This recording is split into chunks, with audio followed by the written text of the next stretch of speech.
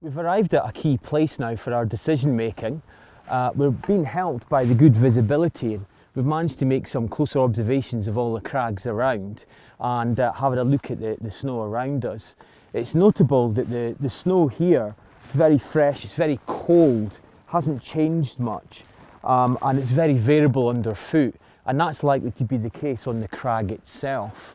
We've also noticed that the wind has been eroding the lip of the corrie, the heads of the gullies, but there's still cornices there.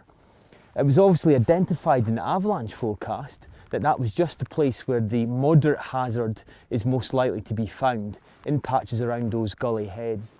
So we want to avoid those kind of places. We've also seen other people descending from a route, and it looks like they made that decision based on what they were finding underfoot at the head of the gully. Obviously, we want to make an early decision to avoid having to retreat, so we're planning to avoid the hazard from the very beginning. Other things we've noticed is some old debris, and it's been covered by the dusting of fresh snow I mentioned at the beginning of the day.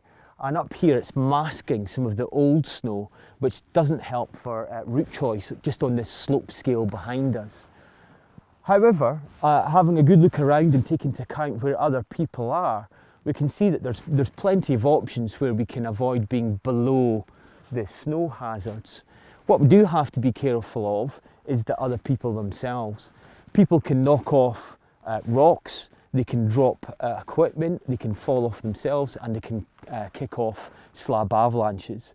So that's one of the reasons to avoid being below other climbers. Today, everything's nice and frozen. But on another day, if everything wasn't so frozen in, rockfall is still a hazard, whether there's other people there or not. So given the lean conditions, that's something I'd still be taking into account.